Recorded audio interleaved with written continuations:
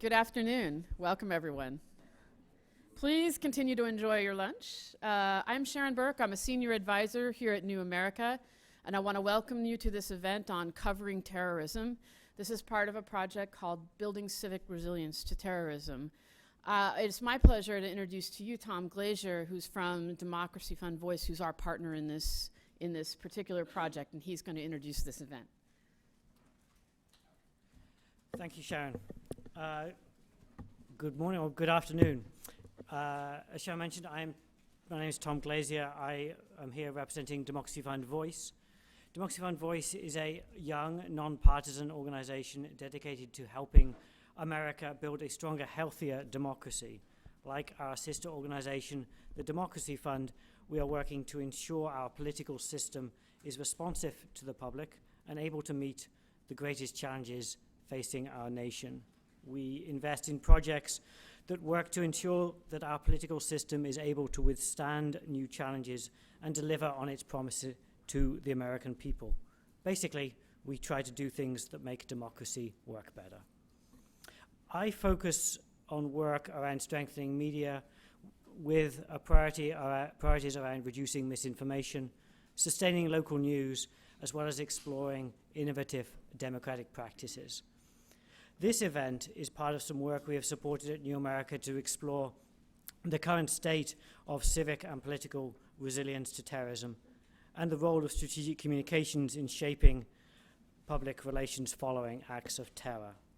We believe the unprecedented tension in the current election cycle and the recurring violent incidents at and around campaign events could speed the erosion of our democratic institutions. And we have supported this work.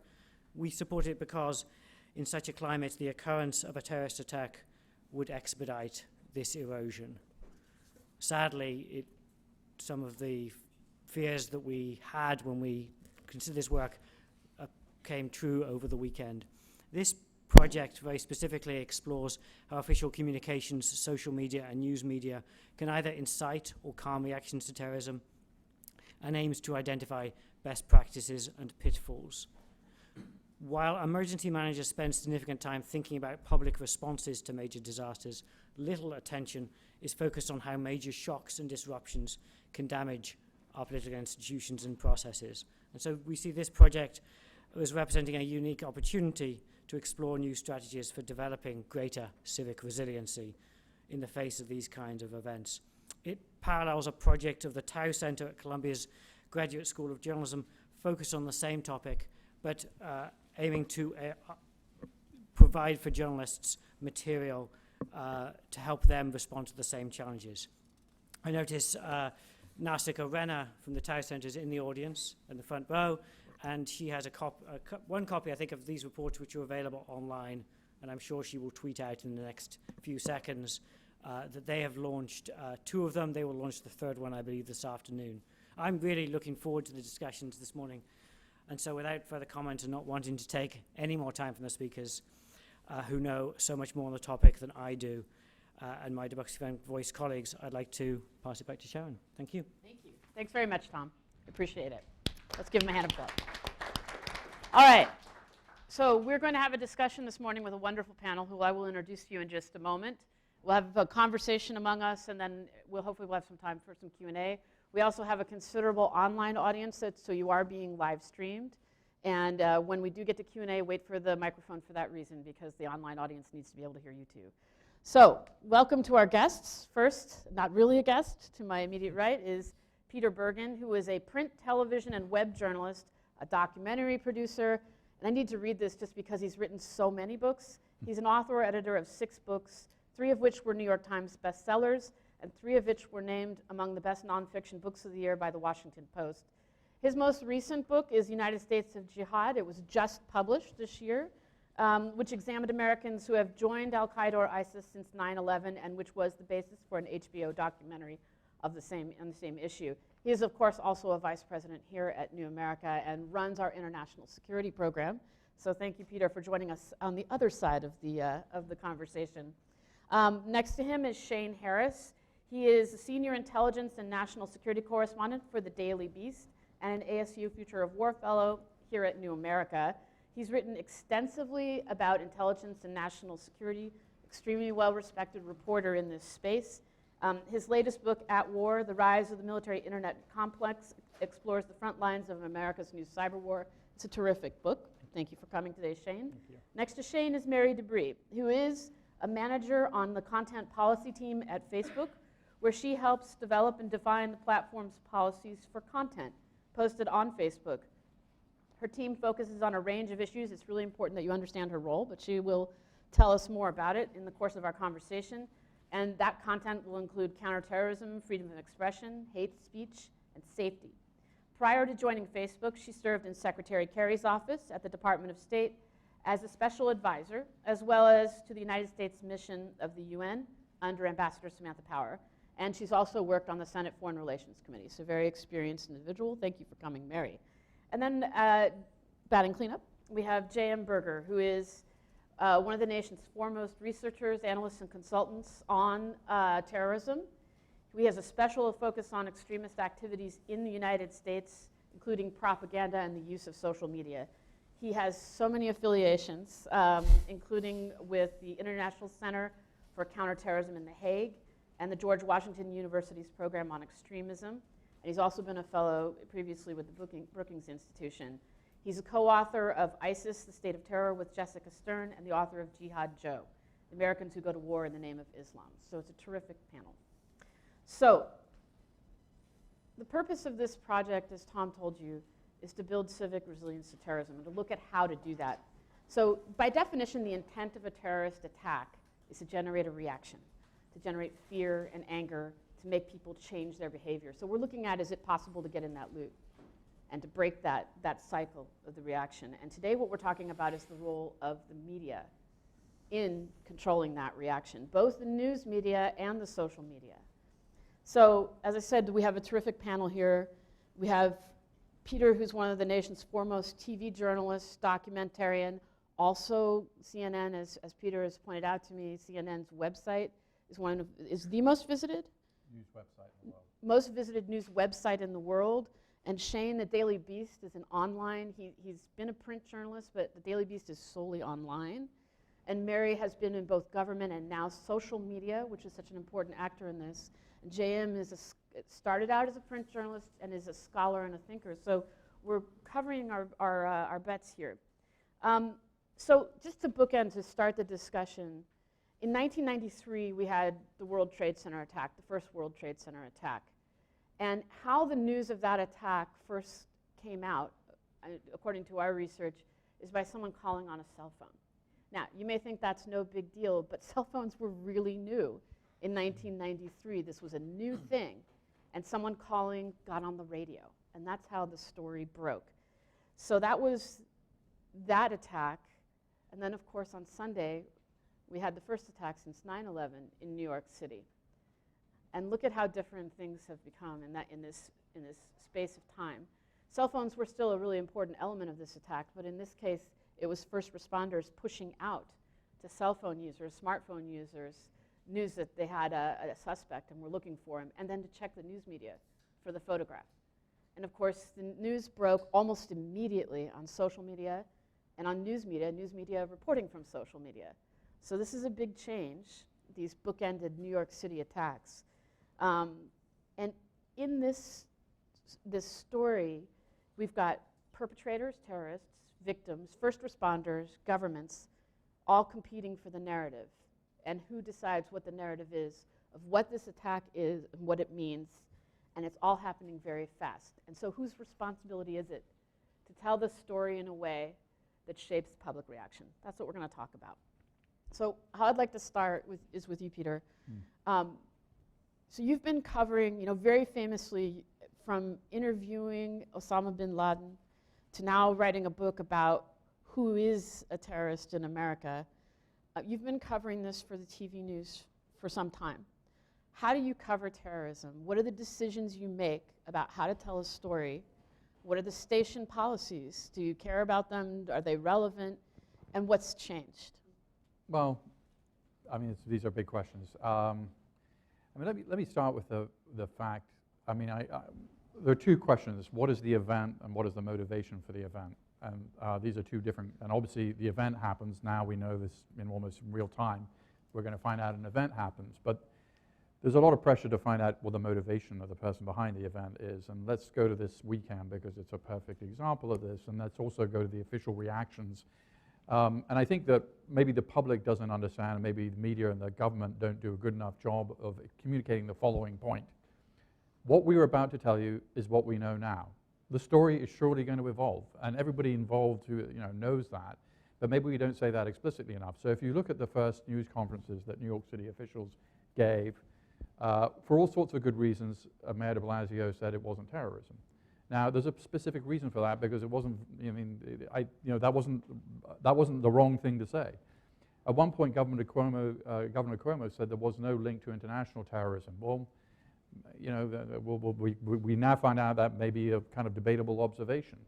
And so I would say there's a lot of, because we talk about what's different, but what are the continuities between, an attack 9/11, for instance, where in the pre-social media era and today? The continuities are, a lot of information is going to come from the government. The government itself doesn't necessarily know, doesn't have a full picture. And here's a concrete example from this weekend. Government officials, at least on background, were saying that there was probably a cell involved. Well, and then 2 days later they said, well, actually there was no cell involved. Now, these things aren't, it's not that they were both, they're wrong. It's that the operating presumption when you have 4 devices in different places is there's a cell. As they got to know more about this guy, for very good public interest reasons, they wanted to reassure the public and say there wasn't a cell. So that's all by way of saying is the story is going to evolve. And much of the things that are said initially are going to be wrong. During the Oklahoma City bombing and also during the first Trade Center attack, the first reports were of a gas explosion, partly because we hadn't had a lot of these kinds of attacks in the country for some period of time. So I would say there are some continuities as much as changes, and the continuities are much information is going to come from public officials, either public, in a public manner or on background. Some of it's going to be wrong, some of it's going to evolve, and then the press itself is going to generate, as soon as they know who the person is going to generate a very big picture that goes way beyond what the government has said about who this person is. And already, we're only a few days away from Saturday, we know a lot about this guy. And that's not just government information, that's his neighbors, his friends, his family, giving interviews to the media. So that hasn't really changed.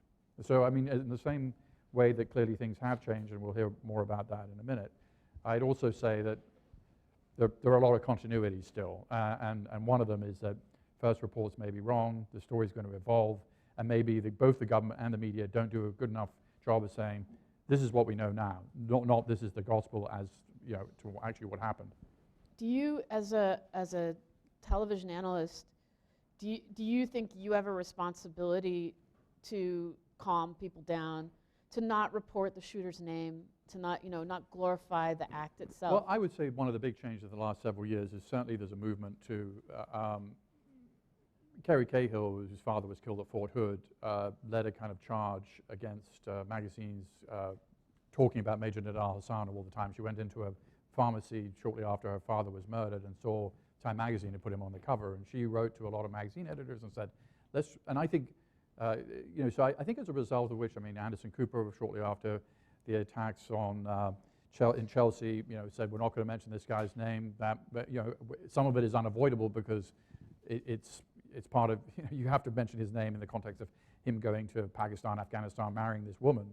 But I think there has been an effort to not name the perpetrator as much, and then also in school shootings, which have a lot of analogies, because school shooters learn from previous school shootings and terrorists learn from previous terrorist incidents. So I think there's been a movement, a good movement in that direction. I think there's also been more of a focus on the victims than was necessarily the case. But is that your choice as an individual, or is that a policy that the station puts into play? At CNN there isn't, and I'm not aware of a policy on this issue, but I am aware of people sort of being self-reflective about this, but I don't recall a CNN policy saying you can't mention this guy because it would be hard to do a lot of coverage if you couldn't. But I do see some sort of effort to not glorify or give more oxygen to the perpetrator than is really necessary. Shane, talk a little bit about the same question, which is when you cover an incident like this, what's the first call you make? Yeah. How do you get good information, and how has that changed? Well, maybe the best way to do that would actually be to kind of give you the quick post-mortem of just how we've been covering this event at the Daily Beast, because I think in it illustrates all of the, answers a lot of these questions. So very much kind of, it's a standard procedure now that we've kind of worked out, which unfortunately, because we've had so many of these events. But on Saturday night, I was at a friend's birthday party.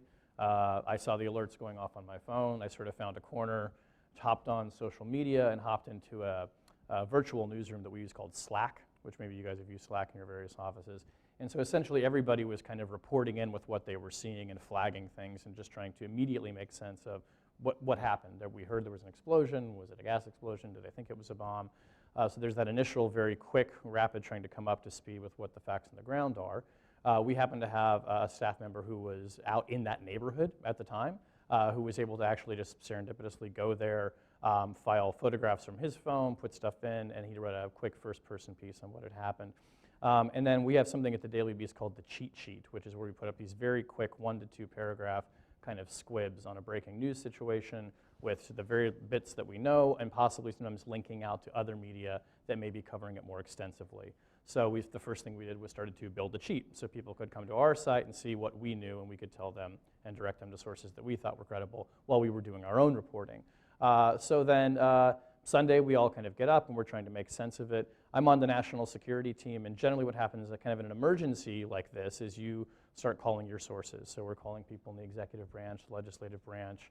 People in New York are contacting their sources in the NYPD. And I would say for that first day, it was like, I don't think we had the name until Monday morning. So there was sort of an initial, like, well, let's just see what we can find out. And it's sort of one of the frustrating things in being a reporter, especially in a digital platform where the deadline is now. It's just always whatever you can find out at that moment, not unlike perhaps having to go on the air in cable TV, is that you're just looking for anything. I mean, you're really just sort of feeling around in the dark here and trying to find scraps of information. And when you don't have a name of the individual, it becomes quite difficult because all we have to go on is reports either from the scene from witnesses or what law enforcement officials are telling us. And when the FBI gets involved, generally on a case like this, you know, they tend to be pretty restrictive with the information until they're ready to start putting it out. So Monday morning, we got the name. And for us, that allows us to do a whole number of things that we couldn't do before. So once we had the individual's name, we could do a public record search on him. We could immediately find out what his address was. Public records tells us who are his likely family members, who are his known associates. We call them. We sent a team out to his home in New Jersey to try and interview the family. We very quickly, one of the first things we do is look at their social media profiles. We quickly were able to ascertain what we thought was a Facebook account of his brother and then another brother. We noticed that 2 or 3 years ago they had posted messages that seemed sympathetic to jihadist causes. We put that kind of into the mix, and we're sort of quickly just building this sort of profile. The first thing I did Monday morning was contacted some of my best sources on when terrorism events happened. Found out quickly that the individual had came here in 1995 as the son of an asylum seeker and that he was not on any watch lists. Those were 2 really critical facts, we thought, to the narrative to start explaining who was he and what did the government know about him and the people around him. And then we started working to just confirm those facts. And by about midday Monday, we thought we had enough information to be able to put together sort of say, what do we know about Akram Darhami right now? What can we say about him? What are law enforcement officials telling us? That story that we put up starts getting kind of rewritten all the time. You know, in journalism, you often hear it referred to as a write-through. So you'll write something, you update it with more information. That is sort of the business, that's the model that we follow now, is that we have a story that's up and we may retop it, which is to say put new information at the top that we found that's more relevant. But we try and as much as possible drive readers towards some sort of main story that can kind of encapsulates everything that we know so that we don't have 6 or 7 pieces sort of flying around on the site. And that's more of a reader service, just to make it more coherent and more useful to them. And then when there are significant storylines that break off from that, we'll create news stories as well. Then by, I guess, Tuesday morning, we were looking for what's the day 2 story. So we sort of know the basic facts. How do we sort of start developing a fuller story about who this person was? And this, too, gets very frustrating because once you know the basic facts, there are all these, you know, there's exponentially more unanswered questions and then potentially unanswerable questions. And then for us at the Daily Beast, we have to think of, well, what's a distinguishing story for us? Because, you know, we're not a paper of record. We're not just trying to write the story that the New York Times or the Washington Post would write. So it creates a whole new layer of editorial challenges for us. It's like, well, what is the Daily Beast account of this?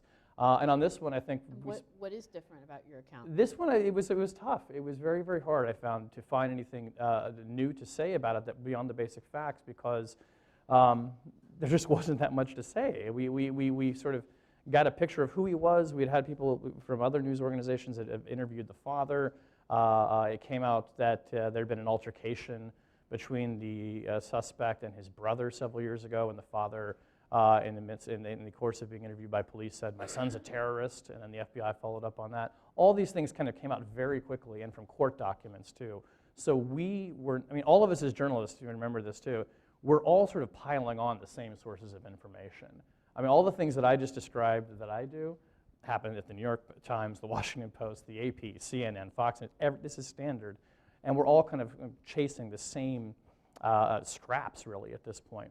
So what we now have to do as an editorial operation is step back and say, is there a more thoughtful, sort of broader scope piece to be written about the nature of lone wolf attacks, or why, or should we even be calling them that? Was there an intelligence failure here? If so, what does it have in common with other ones? And sort of moving past the initial, immediate reaction to the story and trying to say something that's going to be thoughtful and hopefully provoke some conversation and response among our readers. That is a whole different exercise than the one that I just described, but equally challenging in these cases. And this is all happening very fast. Very, very fast. And the pressure to find information before anyone else has it is enormous. And as a reporter, very frustrating, because you're going to report it and 30 minutes later someone else is going to find the same thing. So we are all, driven by the desire to get a scoop. But these scoops are highly, highly perishable. They're like little snowflakes. You caught one and you show it to everyone, then it's melted and we've moved on. So there's a lot of pressure. There's a real rush, frankly, as a reporter that comes from that, because you are trying in this business to find things out first and to bring them to people. But you also have to really be careful and put the brakes on. I mean, and we and other news organizations have had problems in the past of reporting things that weren't quite accurate, or maybe before they were really vetted. And we've learned from those mistakes. So for instance— What have you learned? And did you learn that as an individual, or is there a company policy? I think there's more as an organization we've learned this, to sort of just to be very, very careful about in these situations. As Peter said, things are likely to turn out to be wrong. We've joked internally it would be great to have just sort of a disclaimer in italics above every one of these stories saying everything that you're about to read may change in 6 hours. We're telling you what we know. On some level, does it matter if it's iterative? I mean, if you're just reloading the story, does it matter if you're putting wrong information up? I think it matters if in the sense that we have an obligation to our readers to not report information that we are not confident is accurate to the best of our knowledge. So I mean, an example of this was, we had a source telling us that this individual had come here in 1995 with an asylum seeker, in this case his father. This is a very good source who has provided accurate information to us in the past that we've used. That is not enough. One person is not enough in a situation like this. Right. And we worked very hard to find corroboration for that before we reported it, because frankly in that instance, in the political moment that we're having right now, where one candidate in particular is seizing on the threat or the perceived threat from refugees, for us to report this was the son of a refugee could have immediately ignited a whole new political conversation. So and if that was wrong, we bear you're the thinking about the political rhetoric that's going on. Is that something that you're all openly discussing, or is it just something that you're personally thinking about? Both. I mean, I personally think about it in my own work, and I think it's something that we're open to discussing in the newsroom as well, and just proceeding very conservatively, not politically conservative, but just cautiously in these events. And knowing too that if you miss the chance to be the first one to report the snowflake, there's going to be 5 more. And at the end of the day, that's not what's really important. What's important is getting the full picture out there as accurately and comprehensively as possible. And I will say at CNN, the vetting process that Shane describes is very similar. I mean, going back to when we almost reported wrongly that President Bush was dead. This goes back a long time. But I mean, after there was kind of a, the person with the newsreader was just about to read it and didn't, luckily. But I mean, like all organizations, you mature over time and you start having, actually a very restrictive, in some sense, in a good way. There's a senior vice president of practices. There's multiple layers of editorial control, and it's very unlikely somebody's going to say something that is, factually incorrect or write it in a story given all the layers. And it causes frustration for the journalist because it takes time to go through the process, but there is a very careful vetting process that goes into these kinds of stories.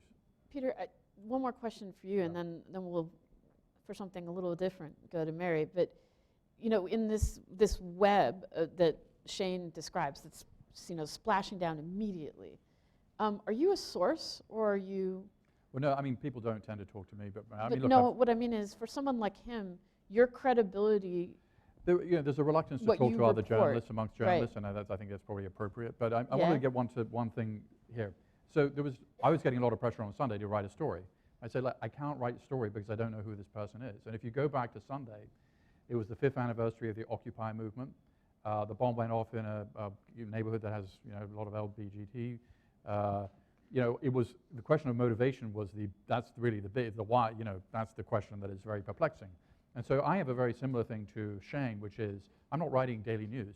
I'm writing what is the story that is sort of like the analytical story.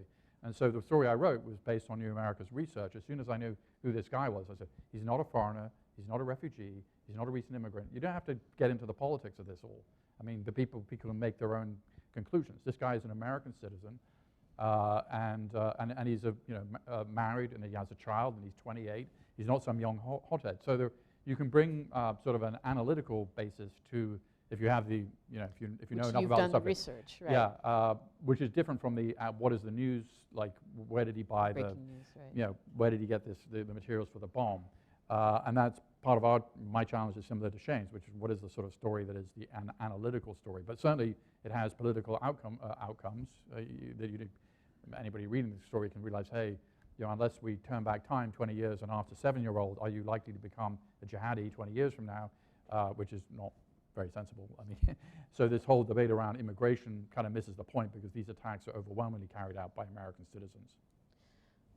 How did you first hear of the attack, Shane? From a text or a? It was either an AP News alert or Twitter. I can't remember. Okay. Yeah.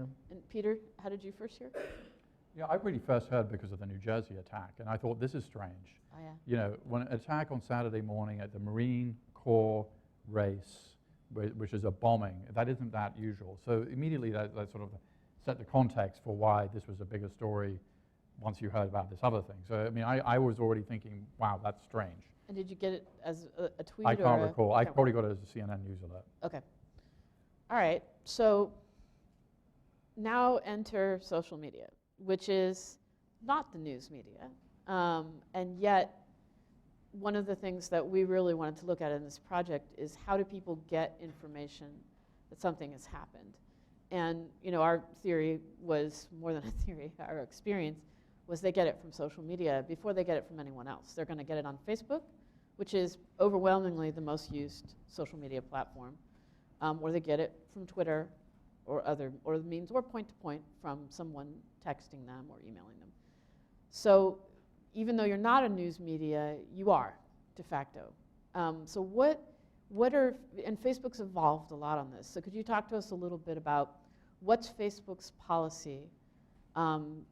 And again, talking about that whole narrative arc, that now we've got perpetrators, eyewitnesses, governments, first responders, news media, all shaping the narrative, and they're all going to use your platform. So how do you mediate among all these narrators, and what are your policies, and how have they changed? Yeah. So first, thank you for hosting this conversation. I think these issues are top of mind, I'm sure, for all of us, especially of late, and I think it's a really important discussion to be having. I want to start by just kind of framing out and giving a little context and background to how we think about terrorism content on the platform at Facebook and our policies around it and the scale at which we're looking at this and working on it. So in short, we have a zero tolerance policy for terrorism content on Facebook. We are very aware that terrorists are constantly trying to use social media, including Facebook, to recruit and radicalize, to communicate, to amplify, to use the platform after an attack or in the lead up.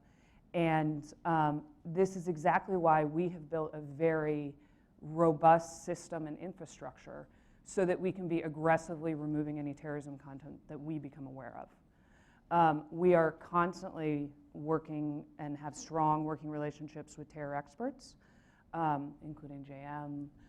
Brian Fishman, formerly of New America, has actually come on board at Facebook.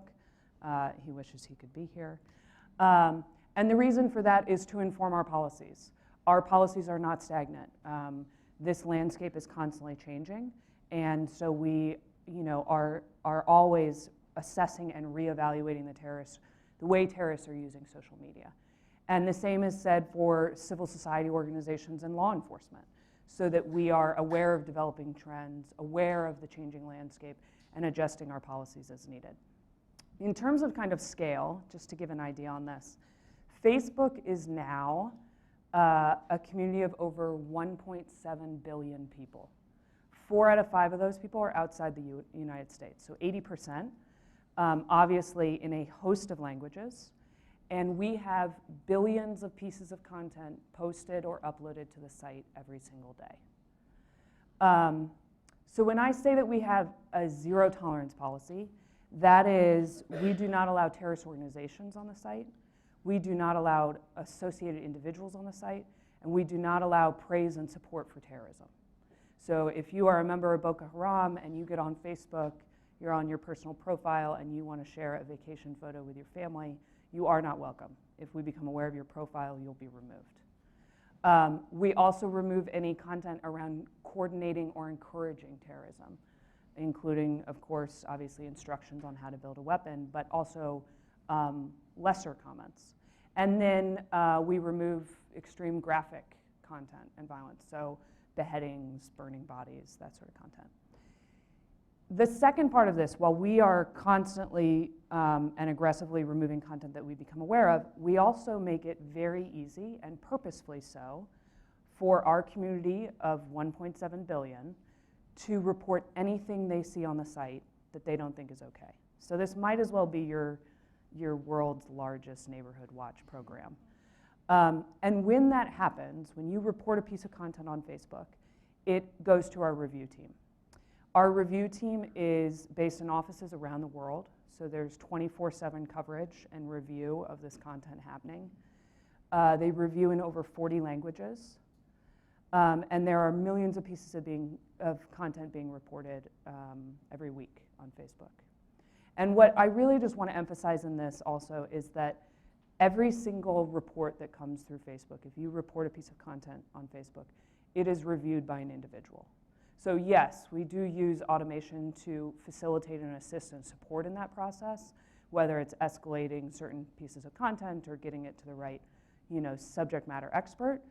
Every piece of content is going to have individual eyes on it, and the reason why is because context is really important. And we know this because there is a difference between loading a piece of content up if you are trying to raise awareness or you're trying to condemn terrorism and something that has just happened, versus if you are, loading a piece of content to encourage or to celebrate or to incite more violence. And so, automation is not yet at a point where it can decipher that nuance, so we have individuals look at it. And then quickly, I just want to kind of give the third leg of this stool of our efforts, which is, I think, really important to this discussion, and is counter-messaging and counter-speech. So we know from our experience, and also from experts and from others that we talk to, counter-speech is absolutely essential to pushing back to extremism online. And we are heavily invested in it. So that starts with developing thought leadership, which I'm happy to talk about a little bit more, but developing research and analysis around what is effective counter-speech, how do you get content to go viral, what is the correct tone and type of content to use. The second part is then, there's a lot of work being done in this space and a lot of research out there, but how are we getting that to communities? Because I think what we all know here is that counter-speech is only effective if it is a credible and authentic voice. And that is going to come from the community. It's localized. So it's getting trainings around the world to local communities and voices in the community so that they can adapt the findings and the tools and localize it for their communities.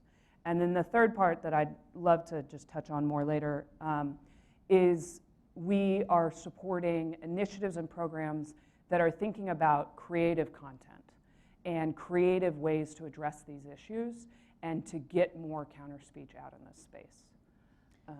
So a couple of quick questions for you. You said Facebook has zero tolerance for terrorist content. How do you decide what terrorist content is?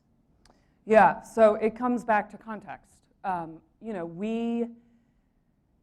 Touching on kind of your question earlier, we are not a news organization. We are not a content producer. So we are not in the business of choosing what topics people should hear about. What we're about is getting people the information and the stories in the news that they have indicated that they care about and want to know about. So whether that's a story about the war in Syria, a terrorist attack, or it's a photo from vacation, your newsfeed and your profile is a reflection of your own interests and what you indicate that you would like to see. So, but as far as when you take content off the site, do you have a definition of what constitutes terrorist content? Or again, does that change constantly? So it depends on the context. Ultimately, it's going to come down to the context. Community rules have certain, and our community standards, which you can find online, kind of outlines exactly what we consider terrorist content, what our definition is, and then ultimately, obviously, if you're raising this if you're a journalist in the field or you're a human rights activist, we want that content to be on Facebook. We want it to be shared. It's an issue of the day. It's important, and people care about it. If it's obviously a terrorist or someone who isn't a terrorist but they're celebrating it with a bravo caption, we want that content removed. There's no place for it. And it's not about discussion and debate in that case.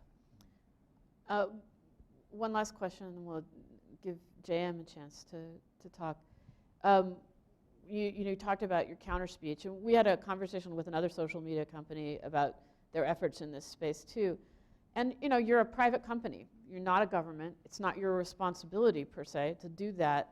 And we asked them why.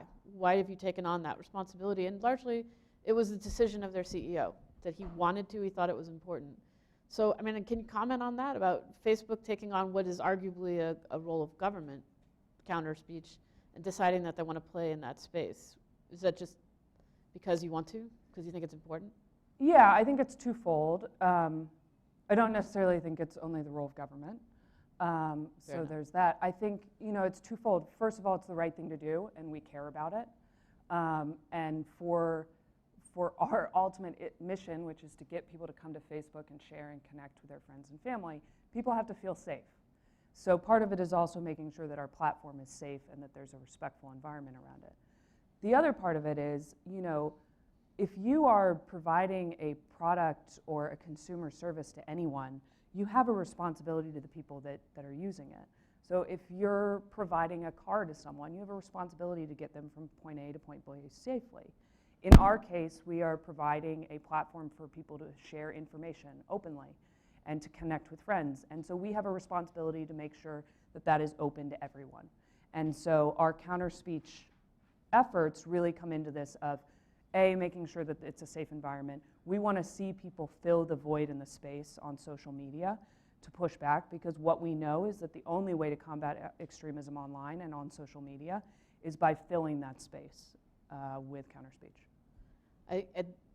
When you said it's people who build a car, they have a responsibility to get you from point A to point B, except that you're sort of building the car while you're driving it, really. This is all changing in real time, which is a great segue to JM. And JM, I have a quote. I'm sure you've been listening, so you have your own, you're ready to make your own commentary, but just to key off, one of the things that was very interesting is Peter and I were talking this morning, and he pointed out that it was the Westgate attack in Kenya in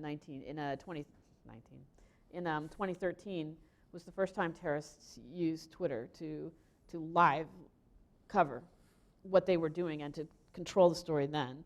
So that was a big watershed. And I know that you've had a lot to say about that. And then you had specifically a quote from your Atlantic article that I really liked, a recent article.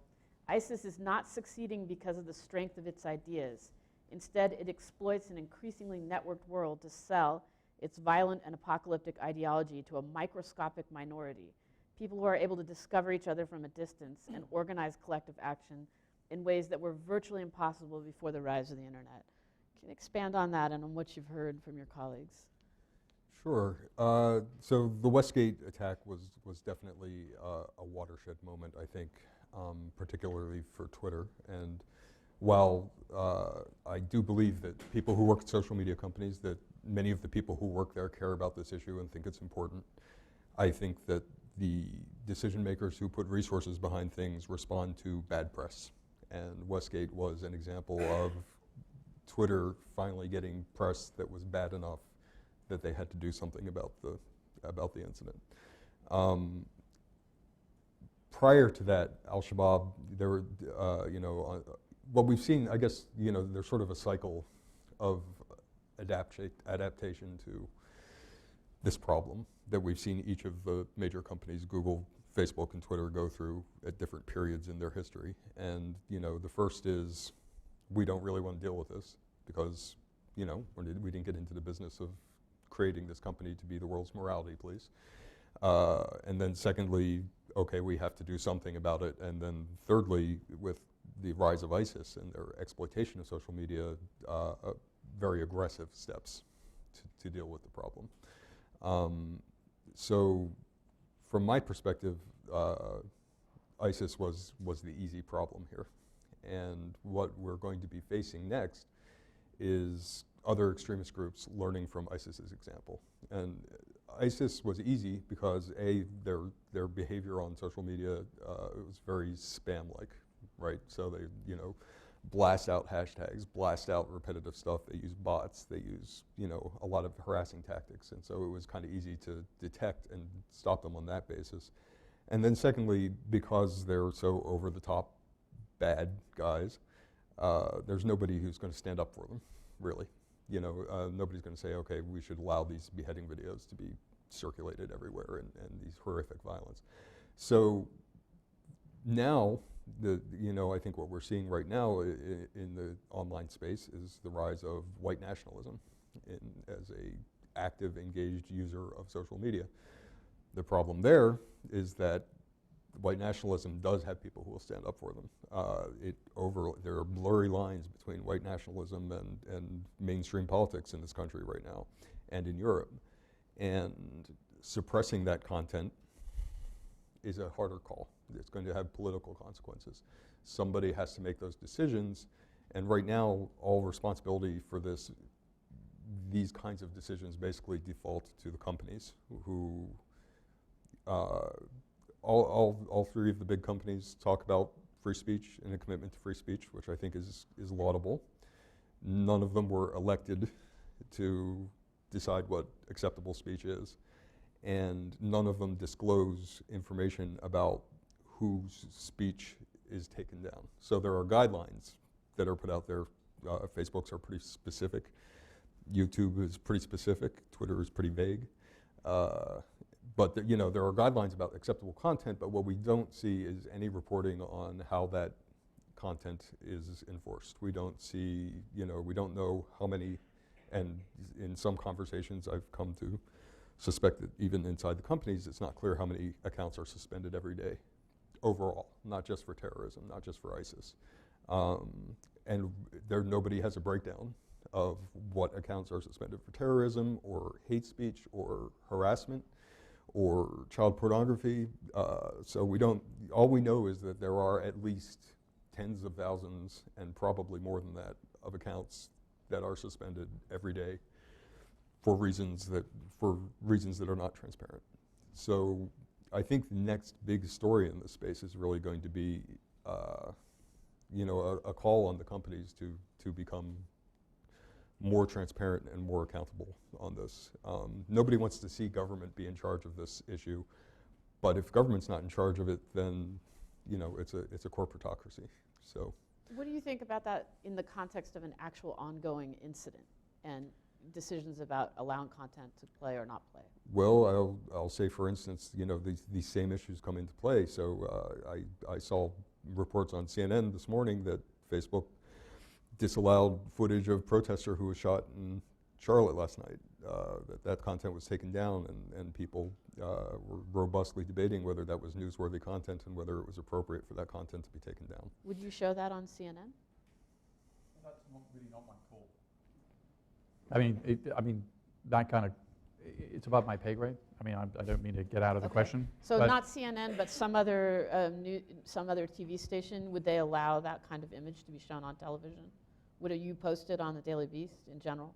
In general, we have, yeah. I mean, sometimes with caution, saying this is graphic material, or it's, if we feel it's been appropriately edited, but only in the service of explaining what happened, and not, to exploit it or glorify it or anything like that. But yeah, I mean, in general, we would look how to do it appropriately. Well, I guess let me sort of elaborate a little bit, because this ties together a lot of things we're talking about. So, the attack in Dhaka, Bangladesh, was there was almost instantaneous coverage by a MAC news agency, ISIS de facto news agency, of the attack, showing the attackers and the blood on the floor. CNN did show those images in a kind of very modified way, but it was actually and it was quite useful because it showed some kind of connection to the ISIS core of this attack. And this all happened in real time, and it's sort of advancing the conversation a little bit. When the terrorists are the media, I mean, myself and are we sort of debating the last war in a sense? Because whether it's the San Bernardino couple or Omar Mateen posting on Facebook in real time as they were, or the guy in Paris who posted in Facebook the pictures of the people he'd murdered in real time. So we're kind of in a different space suddenly, and I'm for the news media, it's going to cause even more kind of difficulty, because the decisions will have to be quicker, the material is very real, and so I just throw it out there, and maybe Mary, you can respond to that. Yeah, I'll touch on a couple points. Yeah. I think first that, I would beg to differ on the fact that I think if you come out and you have conversations with technology companies, Facebook down to the smaller ones, we are aligned, and I would say without exception, on the fact that nobody wants terrorism content on their platforms. So very much in line with government, with civil society, companies are on the same page on this, and it's not for a lack of will around this issue that people are trying to get this content off as quickly as possible. I think in terms of these very dynamic, moving situations, and frankly, Live is a very new product. It basically came out in June. So I don't think we've really even seen the full extent of what it will be used for, but certainly we've begun to see the power of the eyewitness reporting and how important it is and how valuable it is to people to have that. There are a lot of factors that go into deciding, in the aftermath or even during, whether this content can stay up, touching, on the same points that have already been made, which is, the privacy of victims and very, very graphic content, even local laws. We have to adhere to local laws, whether they're in Europe or around the world, and those vary, obviously, country by country. The other point that I would note is we don't want to remove, concerning, upsetting content from the platform. These are important issues, and we hear from our users that this is valuable, and this is where they come for their news, and they want to see it. Having said that, we have to draw lines at a certain point. So on certain content, it may be adding a warning interstitial the same way that CNN would. And at other points, depending on whether there's extreme graphic violence, whether it's issues of the victims, whether it's local laws, there's a number of variants that kind of go into deciding how this content stays up and if it does. All right, Jan, Facebook is a very big company with a lot of capacity, but it's not the only social media platform out there, and maybe not even the primary one for some of these groups. So what about other platforms like Telegram or others? Are they playing by these rules too? So, the big three platforms in terms of terrorist content are the most important, because that's where recruitment happens, that's where the eyeballs are. Telegram doesn't have the same discovery advantages that you have on Facebook or Twitter or on YouTube. It's not getting eyeballs on the content. So Telegram, I mean, there are the stages, and I understand that people at Facebook don't want this content on their platform. What I'm saying is that there are stages of this process, and the first stage is, please don't bother us with this problem. And the second stage is, oh, look at all these stories about how there's terrorist content on our platform. And the third stage is, we really care about this. And that's, I mean, that's a natural progression for corporate responsibility for something. It's not, I'm not making a moral judgment about it. You know, so Telegram is in the earlier stage of this, which is sporadic. When the bunch of news stories comes out, company. they do. It's a European company. Yeah, they sporadically wipe the content. They're not going after it on an aggressive day-by-day basis, and they will probably go through this process to the same point eventually if they keep the size up. I wanted to just hit on two big picture things that we sort of skated over here too, and then, you know, before we get into debating some of these different issues. You know, the first one, as far as the TV and print coverage, I think that, you know, the 24/7 news cycle is a gift to terrorists because there is airtime to be filled. Things have to be discussed. And Peter and I were talking about this the other day on the radio. I mean, you know, when an event happens, you have to cover it. But what we have is there's a period in this cycle, and as Shane was talking about, where information is bad and or non-existent, and so a lot of airtime gets filled. So I'm not sure what the solution to that is, but I think it's an issue. I think it magnifies the impact when something like this happens. Something that I think we can control, and I would like to see a lot less of in both print and on air, is the adjectives we use to describe these attacks. Oh. So I would put a moratorium on chilling and terrifying, because existential, I would definitely put a moratorium on that. Those words are used, you know, it's a compliment to the terrorists. It's good job, guys. You did something that, you know, is chilling and terrifying, and I'd love to see those words scrubbed from the coverage. On the social media piece, we've talked a little bit, everybody has touched on reporting from social media, and social media is a conduit for information. So I'll just say that, you know, a rising challenge on this, and so far it's an emerging challenge, is disinformation. So there are active disinformation networks that now respond when a terrorist attack happens. These are mostly emanating from Russian actors of various kinds. So disinformation is people who are deliberately actively feeding wrong information into the story. Yes, so my colleagues Clint Watts and Aaron Weisberg did a story for the Daily Beast several weeks ago about a protest at the Incirlik air base in Turkey that what Russian media and Russian social media users attempted to blow up into a coup, into a second coup attempt. And you know, what we've seen since that event is that this is happening with increasing regularity. So far, it's what with the Incirlik case, what we saw is that, you know, that was mostly being covered by Russian outlets and Russian-friendly outlets. And what we've seen is that slowly but surely they've been expanding their reach. So in subsequent sort of runs on this disinformation network, we saw Australian newspapers started to pick up some of these reports without sourcing them. You know, they're being sourced to social media or not sourced at all. Then the UK press, tabloid press in particular, has started to pick up some of this stuff. You know, we've seen cases where, in the case of this weekend's attack, we saw reports, false reports of a second bombing, of a building being destroyed. We saw attempts to turn a power transformer explosion in Charlottesville into a siege of explosions all over the country. And you know, what we're seeing is that as each time this is repeated, that the attempts they're learning. This is a learning process. So you know, eventually we're going to be dealing with this in the news.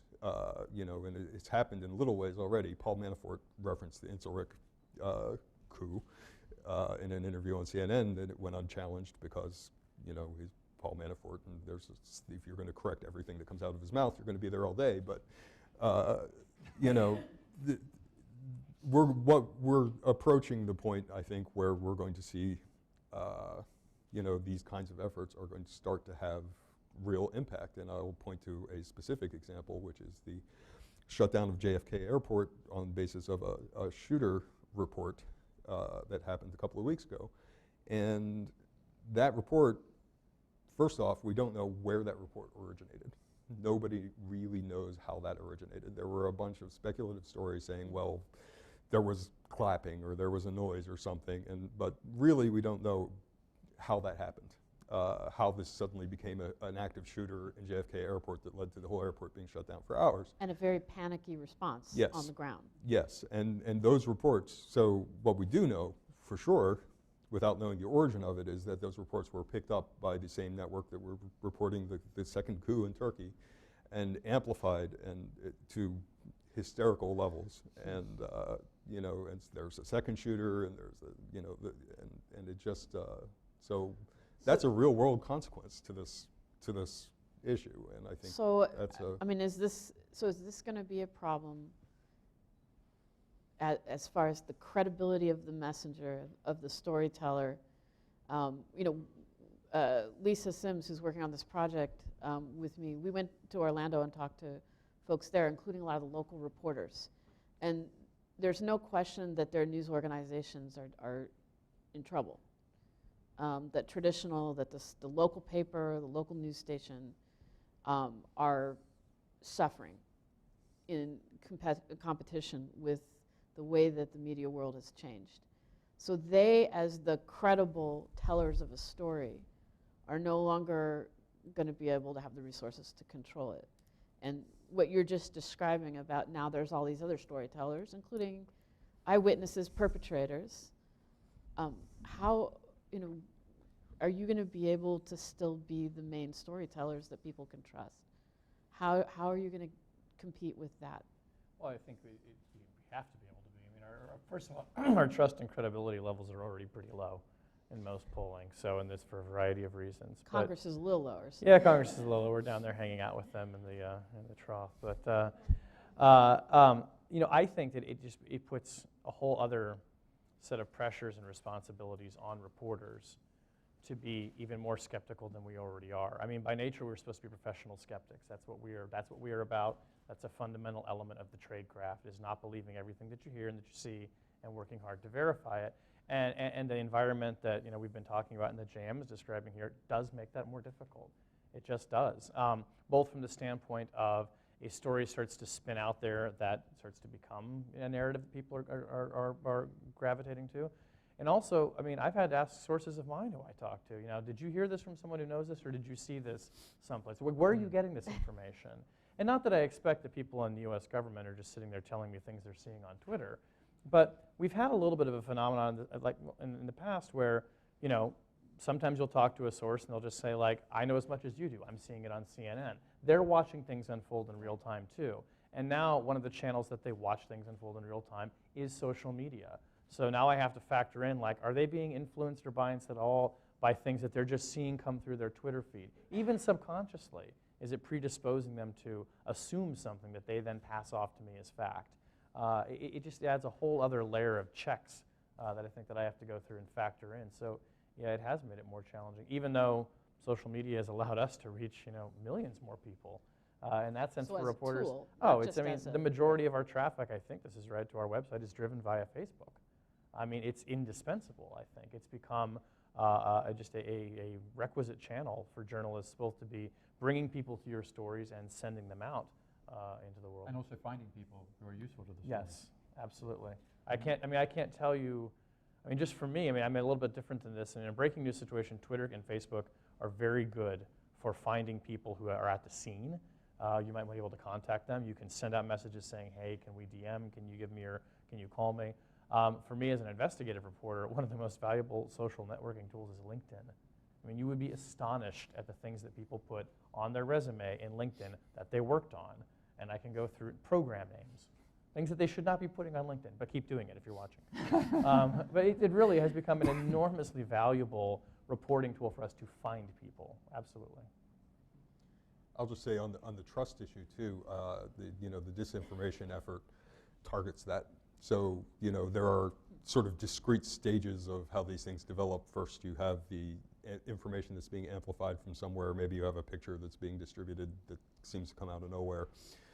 Then there's the second phase, which is, where's CNN? Why isn't CNN? I put on CNN and they're talking about, you know, cricket, you know, and it's a very familiar refrain. It's almost cut and paste. Like, where's the mainstream media? And, you know, why aren't they covering this? And so there's you know, part of this effort is designed to damage the credibility of the media, and either by their failure to cover the thing that's not happening, or eventually when they do go cover something that didn't happen. So it's a catch-22 that's difficult.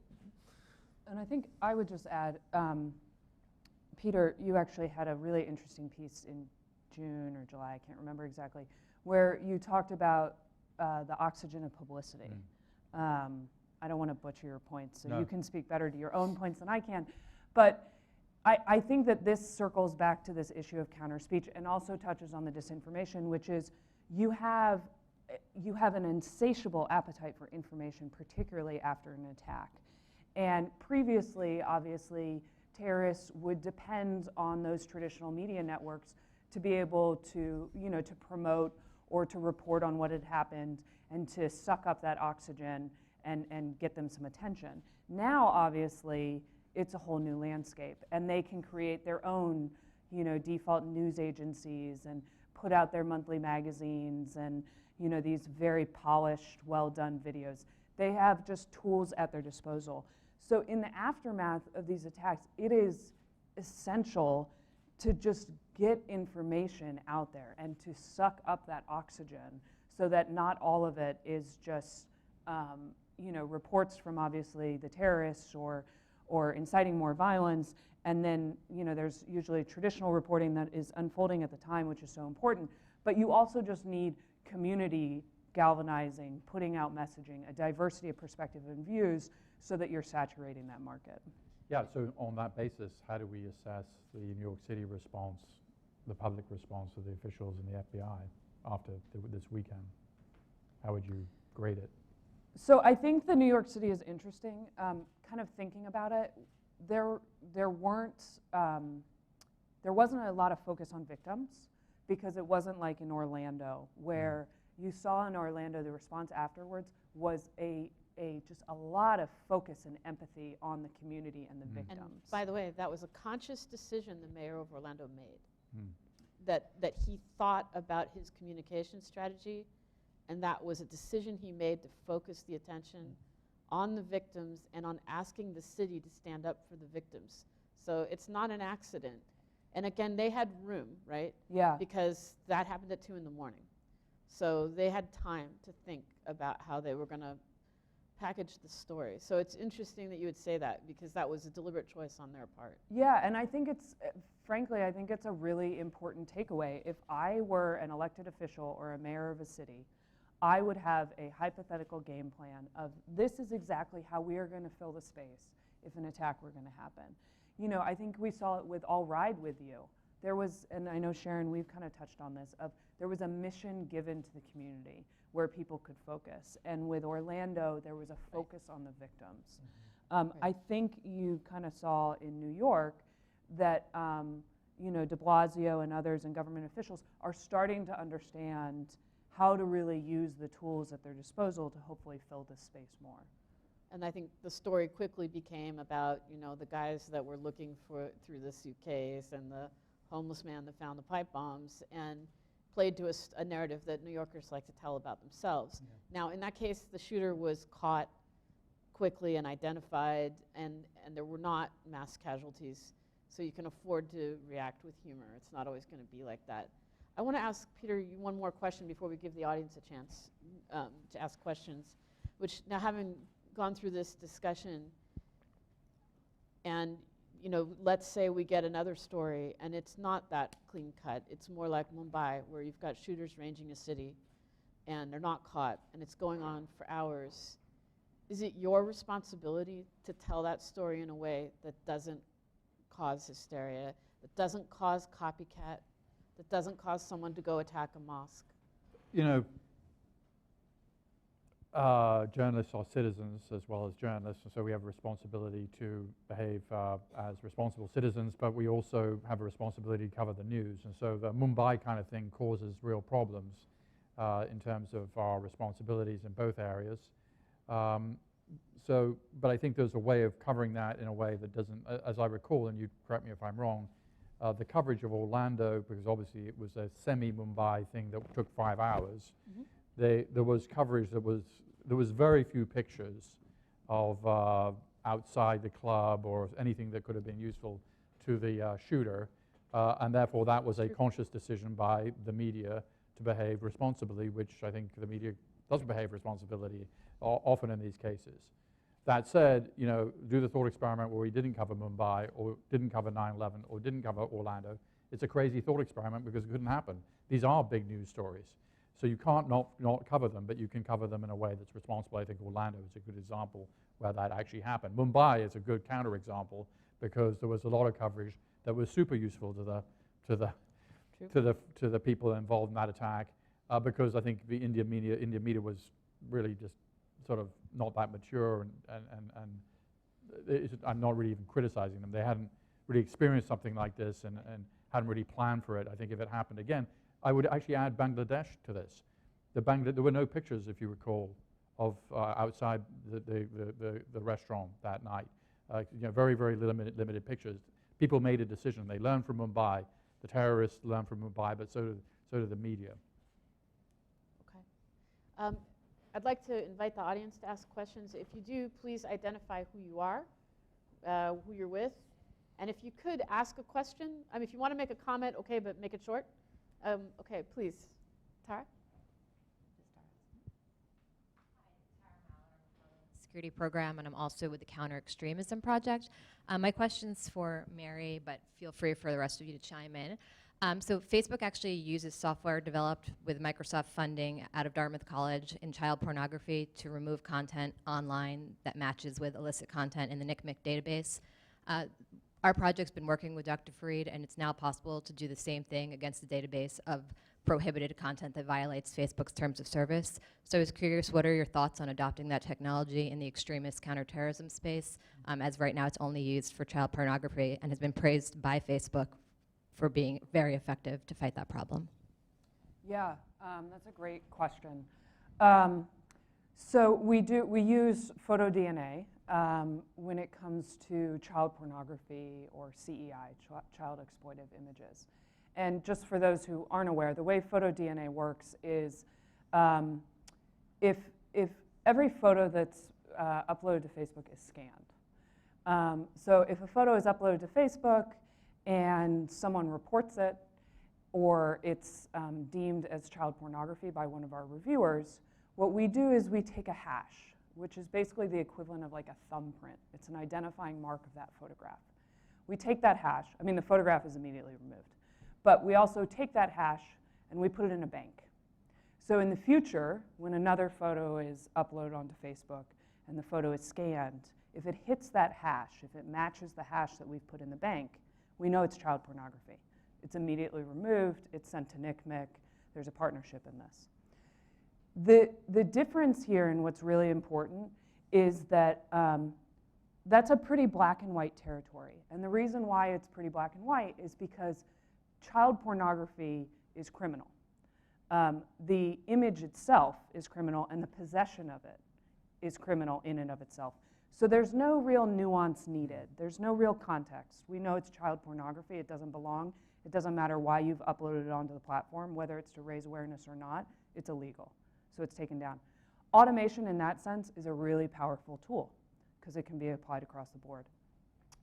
Automation when it comes to terrorist content is more nuanced because, as I've mentioned, you may have a piece of content that's uploaded by journalists trying to raise awareness, or it may be to incite violence. So we are really open to and constantly open to exploring ways to use automation to get terrorism content down. We do, if a terrorist photo is uploaded to the platform and it's taken down and it's marked, if it is uploaded again, it'll be recognized as this was taken down for terrorist content and will be prioritized and escalated immediately to reviewers to review. And then the reviewers will be able to take a look and say, we already know this was taken down for terrorism policies, and then be able to assess why is this being uploaded again. So it's there, it's automation. We're using automated systems to support our manual enforcement, but it's still not to the point where it can decipher those nuances. Any other comments on that before we? Okay. Rebecca?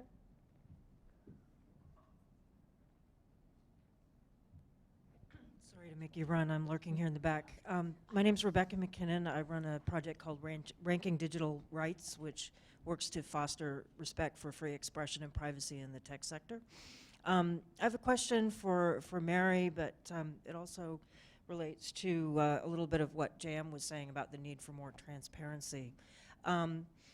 I hear a lot in the course of my work from journalists and activists who've had content removed because they were discussing extremism, but they were not promoting it, and they've had content removed on Facebook and on other platforms, and have had difficulty, unless they got media attention and sort of help from famous people who knew people at Facebook, to actually get their content reinstated. So mistakes are being made clearly, and the appeals process seems not to work very well for people who aren't famous or who don't have famous friends. So I'm wondering if you can comment on whether Facebook has any kind of process to kind of track errors and improve the system, and also an issue around transparency, because there's a great deal of concern about the lack of transparency around what's being removed for what reasons on terms of service enforcement. Facebook does release transparency reports when it comes to content you're removing or restricting on government request through official request, but there's no transparency about what you're removing, when people flag it or in your own enforcement of terms of service. And this seems to be, just given the public interest nature of what's going on here, something that could use to be improved. So I'm wondering if you're working on providing greater transparency around this area of restriction. Yeah, so I'll address both questions in that. So with regard to transparency, so as you've noted, we are very focused on being transparent.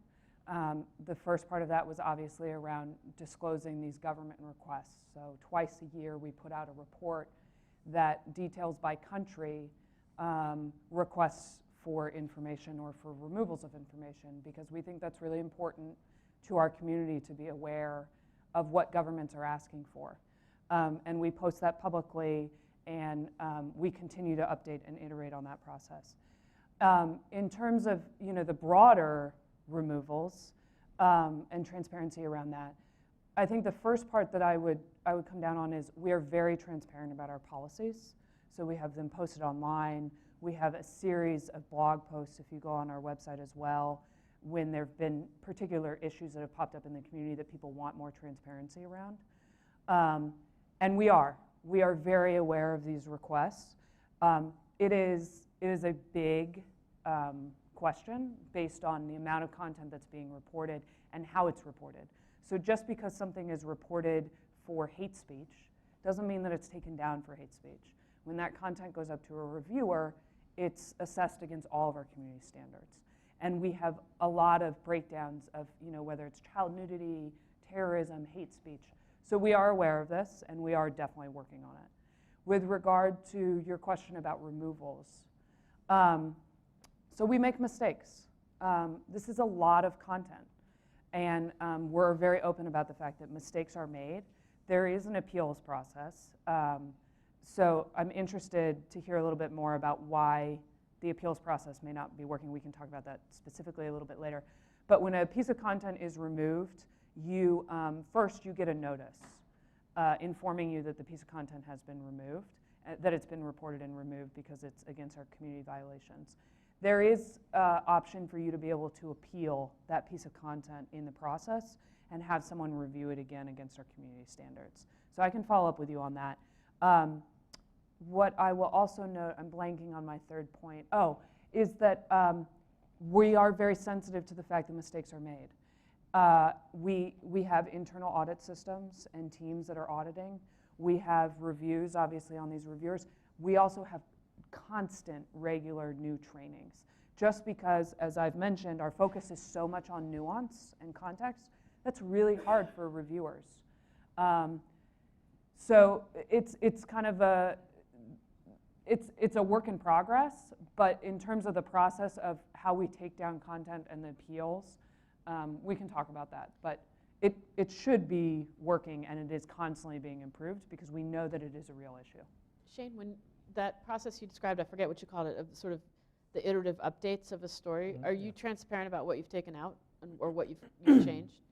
If there's something that was factually wrong before and it's been, and that was on us, then yes, we'll say, you know, it's a correction, right? You'll say a previous version of the story stated X, oh, right, it should have been Y. Right. But in terms of new information being added and this kind of thing, you know, if for instance, let's just say, hypothetically, they said the terrorist came from Afghanistan and actually the suspect was from Pakistan, we would say officials incorrectly previously stated. Okay. So we would do our best to point out where the error was and who was responsible for it, whether it was an official or us or someone else. Okay. So on the broader transparency question, so the companies are all transparent about what their policies are. They're not transparent about how those policies are enforced. So we have laws and regulations about how people will handle traffic stops. But how traffic stops are handled by police can be very different based on the race of the person making the stop and the person being stopped, for instance. So we have the same problem on social media because all these decisions are being made by human beings. So if you have somebody who makes a sexually harassing comment and the user who makes the comment is white and the person who receives the comment is black, you have data that can tell you whether that's handled consistently in the same manner as if those races were reversed. So what I think that the companies are going to have to deal with in the not too distant future is that there are going to be increasing calls for transparency on this. There are going to be questions about how these decisions are made and whether there is bias in these decisions. And there will be studies from outside, if not from inside, about whether there is bias in these decisions. And that's going to be the next big headache for you guys to deal with. I mean, I think it's going to be a big story. Do you have the same kind of scrutiny over choices you make as an individual reporter? I mean, does your editor tell you how to cover something? Is you decide how to cover something? Do you have the same kind of reflection about decisions you make? I mean, that's what editors are for. Yeah, right. Yeah. And and for us, it's a collaborative process. I mean, our editors trust us as beat reporters to know who to be talking to, right. But they're also sort of the ones sitting above in a breaking news story, watching everything happen and trying to play traffic cop too. So there's a lot of deference given to reporters, but we do not make the final call for what goes in a story. We have time for one more question. Lisa? Maybe we'll take a couple questions. So, go ahead. Hi, I'm Lisa Sims. I work in the International Security Program with Peter, but I'm also collaborating with Sharon on this project. And I'm curious, so we see that traditional and both traditional and social media are important in getting information about terror attacks to the public in a timely manner. And it's great that there are other actors in this space where the public can access information from maybe people who are there or anyone who is, I guess, tweeting or providing information to this space. And but there has to be a responsible voice, right, that rises above the noise, and that's why we trust journalists, and that's why we go to that. But not every news organization is responsible. Is there any potential, I guess, for a collaboration between social media and news media to highlight responsible content in the aftermath of any kind of national crisis? All right, hold that, and let's get one more question and then answer them both. One more question? Okay, right up here in front we've got, did you already select somebody? Now we're gonna make. Hi, my name is Suat Çubukçu from American University. You actually talk about the definition of terrorism, how do you define terrorism? And Facebook is a global platform. And different countries have different policies, and they describe terrorism in a different way. For example, one government can describe a political opponent as a kind of terrorist. So how do you deal with this issue in Facebook? Okay, so let's, both those, the collaboration. I'll take a stab at your question. So okay. I'm not an editor, so I'm not, but my impression has been that when it comes to media organizations and a company like Facebook, we're trying more to figure out how to game their system to get our work promoted and what it is that they're doing to make, maybe one, story gets in your feed versus another. So it's an interesting thought, though. I mean, I guess what you're asking is, could social media companies and journalistic organizations get together to try and point people towards what they consider responsible content? I think, though, that would put the news media organization in the position of judging other organizations and what they think is responsible and what's not, and there might be an inherent bias in that. Like, I'm going to say, like, the Daily Beast is great. You should always read the Daily Beast. But I would imagine that for Facebook, I mean, and maybe this is something we want to talk about, is, if you start getting into the realm of, well, we sort of rate this journalistic organization with a credibility of 6 on a scale of 1 to 10, but this one is more like a 9. Are we going to give more credence to that one versus this one? I would imagine users, particularly the ones who like to read what Facebook thinks is the 6, are going to be really upset by that and would call that a form of censorship. I would say there's a de facto kind of approach that exists, which is, I mean, take ISIS videos. There is no news organization that is putting out ISIS beheading videos.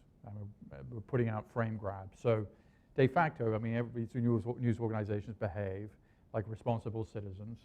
They're taking social media content, they're using it in a way that is, respectful of kind of common sense. I don't think you can get a thing where everybody gets together and there's not enough time, apart from when things happen, and they're all too competitive. I mean, no, the news organizations are too competitive, but they do agree on common standards of decency, which I think is something worth observing. Yeah, I think it's an interesting idea. I think you do have partnerships with some media organizations now. We do, to be able to work with them to develop tools and for them to be able to target and like leverage the platform to its fullest. But in terms of us identifying, I think it goes to your point as well, of us identifying the news sources that are most legitimate, that would inherently put a lot of bias and judgment in the hands of Facebook, where we do not want to be, and we are not in a place where we should be choosing those topics. Ultimately, hopefully it's happening by users indicating what news sources they care about and they want to hear from. So, instead of scrolling past an article that's of interest to you in your news feed, you should like that, because it's ultimately a reflection of your own interests, and then you're building what you think is the legitimate news that you want to hear about and that you think others should hear about. There are some independent efforts that have been happening in this space, and they are very useful. They are not supported so far at the level that I would like to see.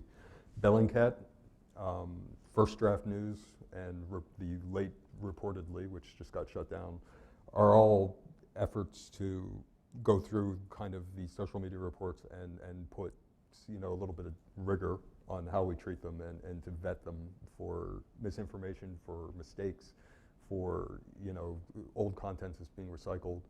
I used to on Twitter try and do that kind of thing when we would have an active shooter situation or something that could be a terrorist attack, and I tried to be like a traffic cop to try and sort through the reports that were coming in and say, okay, this is based on just one source, or this is this information is coming from here, and it's a lot of work, and I stopped doing it because I was had to do other things to make a living, and it's practically a full-time job these days. But yeah, I mean, Bellingcat and First Draft News, and I'd love to see somebody throw some support behind Reportedly. They lost their funding, and they were doing exactly what I had been doing, is really trying to go through the huge explosion of noise that happens when an event happens and find stuff that is credible.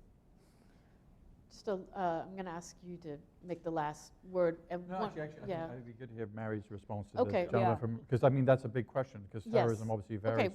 Okay, that's good, but let me ask you one more thing before we get to Mary's last word, which is what JM just described. You're a credible, highly credible journalist that people trust, but that's something you've developed over a long time. When you pick up the phone to get the story from someone, that's something that has taken you years to get to, right? So the point I'm making is that we see a lot of younger people saying that they only trust social media and they're going to get their news from there. But there's a reason you're credible. Can that be replicated that way? I mean, I'm not even going to go there. I think that it, I mean, I think it's more important to think about the organizations and individuals. And I mean, there's certain organizations. I mean, you can take to the bank, usually what's in the New York Times or Washington Post. You cannot take to the bank Daily Mail Online, which JM sort of referred to, or even a lot of other relatively serious English newspapers. So, I mean, if people can't have the judgment to sort of say, something I think it's more about the institution than the individual. Okay. Mary, last word? Sure. So it's a great question. Across the board with all of our policies, with our community standards, we apply one global policy. Unless there are certain local laws that we need to adhere to, but we're still applying one global policy. We're a global platform. We want to transcend borders. And for terrorism, as you've noted, there are a lot of definitions of terrorism. So we take one terrorism and we apply it across the board. Part of that is also that, it's a complicated landscape. If there's a terrorist attack in one country, but the terrorist group is rooted in another country, how are you going to apply these policies? And there's also obviously different understandings of it. I will say, in terms of like our terrorist organizations and how we identify who we remove and that sort of thing, the State Department DTO list is a reference and guiding list for us. It has to be because we're a US-based company. But we also go beyond that. So for instance, Boko Haram, I think was designated by the State Department in 2013 or 2012. We had identified it internally before that. So we do go a little bit broader. But yes, we only apply one global policy. Thank you very much for joining us today for this conversation, and to the audience, thank you. Let's give the round of applause to our panel.